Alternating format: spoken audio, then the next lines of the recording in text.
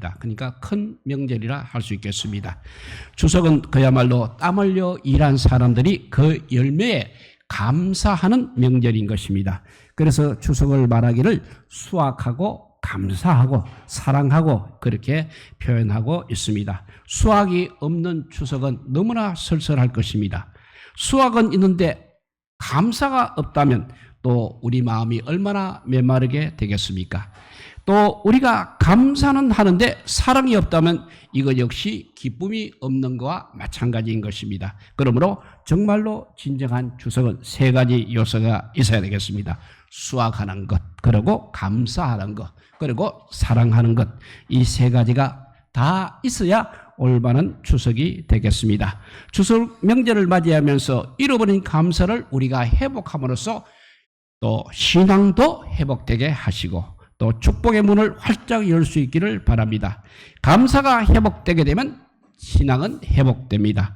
또 감사가 회복되게 되면 하나님께서 주시는 축복의 문 역시 활짝 열린다는 그런 우리의 하나님의 말씀입니다. 그러면 우리가 누구에게 감사를 해야 하는 것입니까?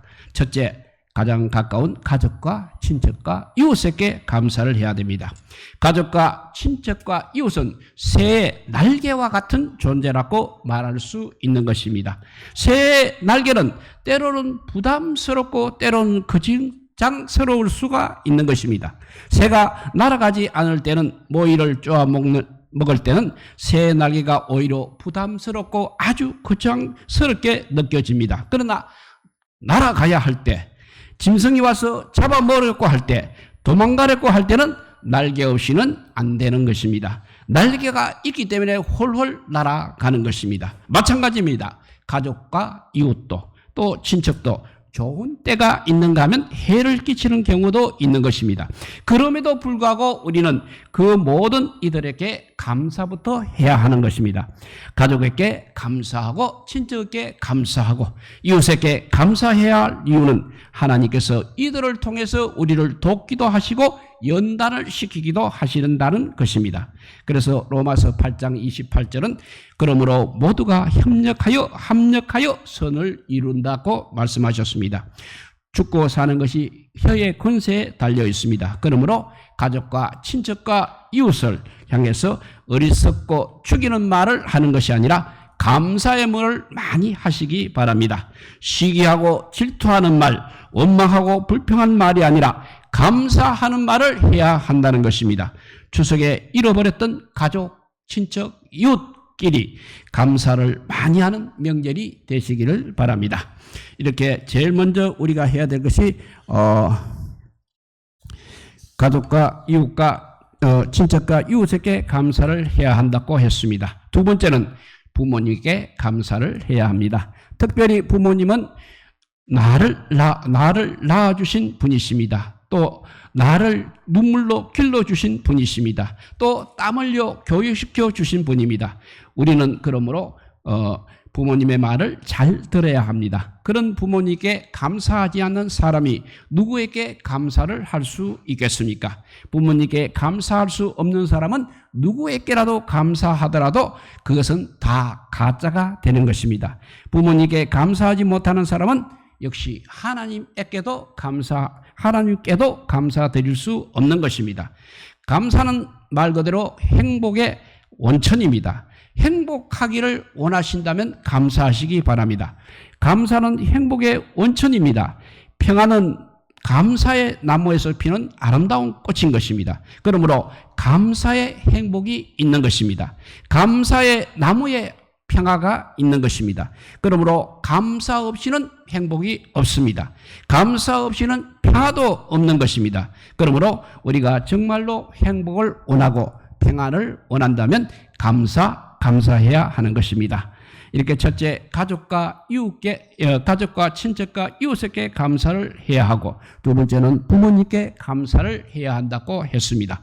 세 번째는 이제 자연에 대해서도 감사를 해야 합니다. 자연은 하나님께서 우리 인간의 삶의 터전으로 하나님께서 주신 곳입니다. 우리는 그 안에서 육체의 생명을 유지하고 있습니다. 그리고 하나님께 영광을 돌립니다. 또 종기를 돌리면서 우리가 자연에서 살고 있는 것입니다. 이러므로 자연은 하나님께서 주신 우리 삶의 터전인 것입니다. 그러므로 자연에 감사하라는 것은 자연을 사랑하고 자연을 보호하라는 말씀입니다. 그 안에서, 자연 안에서 얻어지는 모든 것에 대한 감사한 마음으로 살아가야 한다는 것입니다. 심각한 환경 오염에 직면한 이때 생명에 대한 귀중함을 가지고 자연과 그 소산물을 대하는 것이 우리 현대인에게 필요한 감사의 자세인 것입니다. 이렇게 다시 한번 또 정리해보면 가족과 친척과 이웃에 감사를 해야 한다고 했습니다. 두 번째는 부모님께도 감사해야 되고 자연에도 감사를 해야 한다고 했습니다. 네 번째, 가장 중요한 우리 창조주 하나님께 감사를 해야 합니다. 자기를 비롯해서 가족과 친척과 이웃과 조상과 국가와 자연이 이 땅에 이렇게 존재하고 있다는 것은 모두가 다 창조주 하나님이 계시기 때문에 그렇다는 것입니다. 왜냐하면 하나님께서 다 창조하셨습니다. 그러므로 감사의 결론은 창조주 하나님 아버지께 감사하는 것입니다. 다시 한번 강조하면 감사의 결론은 창조주 하나님 아버지께 감사하는 것입니다.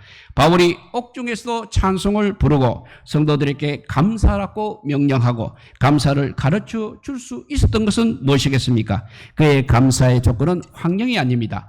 환경이 좋아서 감사한 것이 아닙니다. 환경을 만드시고 그 환경을 지배하시는 예수 그리스도께서 계셨기 때문에 예수님으로 말미암아 사도 바울은 참으로 범사에 감사한 것입니다. 또 하나님을 향한 최대의 감사는 바로 예배인 것입니다. 마음을 다하고 뜻을 다쓰고 신령과 진정으로 드려지는 예배, 이것이야말로 하나님께 대한 최대의 감사가 바로 예배라는 것입니다. 그 다음에 하나님께 대한 최대의 감사는 하나님의 말씀을 실천해야 하는 것입니다. 그러므로 우리 몸을 하나님께서 기뻐하시는 거룩한 산제사로 드려서 이 세상을 본받지 말고 주님의 말씀을 우리가 늘 읽고 듣고 묵상함으로 말미암아 그 말씀이 우리의 삶 가운데 성취되도록 해야 하는 것입니다. 우리의 신앙 회복, 인간성 회복, 삶의 회복은 잃어버린 감사를 회복하는 데서부터 시작이 되는 것입니다. 잃어버린 감사를 회복하게 되면 신앙이 회복됩니다. 인간성이 회복됩니다. 삶이 회복됩니다. 우리의 변화된 삶을 통해서 부모님, 가족, 친척, 이웃, 더 나아가서 민족을 예수님께로 인도하는 구원받게 하는데 우리가 앞장설 수 있기를 바랍니다. 그래서 어느 해보다도 이번 추석 명절이 더 즐겁고 더 기쁘고 더 감사하고 더 감격해서 우리 모두가 좋은, 또 우리 하나님도 좋으신 추석이 될 수 있기를 우리 주님의 이름으로 축복드립니다. 기도하겠습니다. 사랑의 하나님, 감사하고 감사옵나이다. 오늘 아버지 귀한 아버지 주일을 맞이해서 주님께 대한 최대의 감사 예배를 지금 드리게 하여 주시니 감사합니다.